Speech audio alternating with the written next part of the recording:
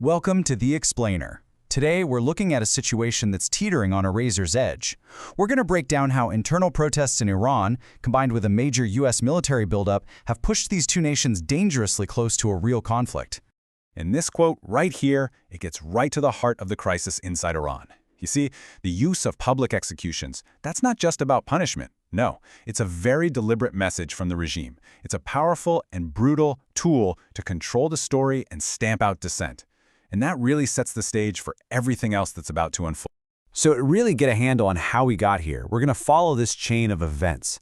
We'll start with the unrest inside Iran, then move to Washington's military response. From there, we'll look at the actual options being considered, the role of all the other countries in the region, and finally, we'll connect all the dots to see why so many people believe we are right on the brink.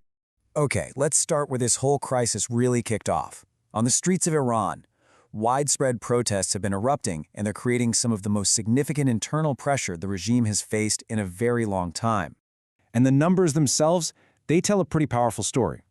We're seeing reports that up to 20,000 people have been taking part in these demonstrations.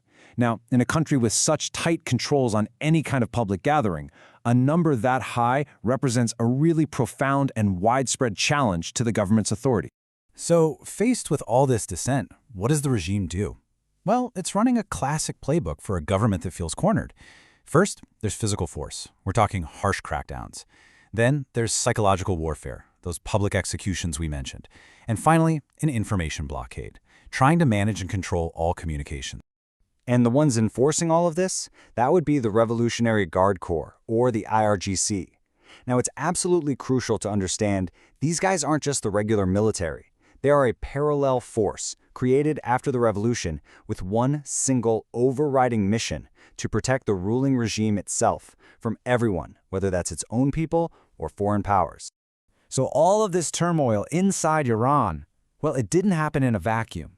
Washington was watching very, very closely, and its response was a big, visible military buildup. So let's take a look at the pieces being moved onto the board. The source material we're looking at outlines a very clear projection of American power.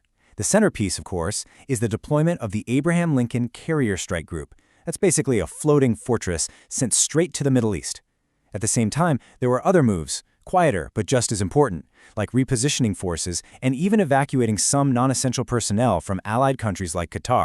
Now, officially, the Pentagon has framed all of this as a defensive move. The public message is all about deterrence, responding to potential threats from Iran and trying to stabilize a really volatile region. But as you know, in geopolitics, what looks like a shield to one side can often look a whole lot like a sword to the other. So with all these military assets in position, the conversation in Washington naturally shifted to that next critical question. What are the options actually on the table right now? And that's the core dilemma, isn't it? This is what the White House is wrestling with. You've got your military assets deployed, regional tensions are sky high, so the administration has to weigh its next moves, and every single one has its own massive consequences. The reports really highlight two fundamentally different strategies being debated. On one hand, you've got the path of continued pressure, doubling down on things like diplomacy and economic sanctions to try and change Iran's behavior without firing a shot. And on the other hand, you have the much more escalatory option, direct military intervention. We're talking about the possibility of strikes against key Iranian military sites or infrastructure. And you have to remember, this isn't just a showdown between Washington and Tehran. The entire region is holding its breath because all of the neighboring countries have a direct stake in how this whole thing plays out. So let's take a look at this regional chessboard, because it's pretty complicated. The source points to Saudi Arabia, Iran's main rival for influence, as a key player. It also highlights Qatar, which is critical because it hosts the largest U.S. military base in the Middle East. And then, more broadly, you have the smaller Gulf states, who are all deeply concerned about what Iran might do and are working very closely with the U.S. for security. All right, so let's pull all these threads together. How did all of this combine to create such a dangerous flashpoint?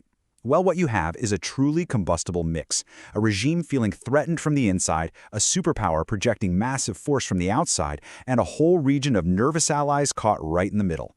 This is the anatomy of a crisis on the brink. And you can really see here how this has become a dangerous spiral. Each step just feeds the next one.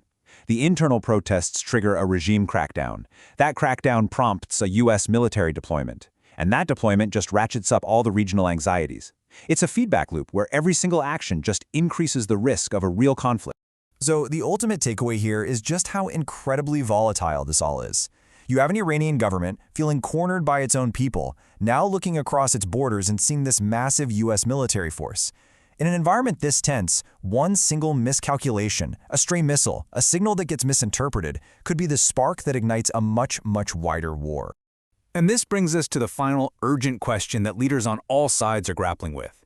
With the chess pieces of war set up all across the board and tensions at their absolute peak, the challenge now becomes finding a way to de-escalate. How do you pull back from the brink when every single move feels like it's taking you one step closer to the edge?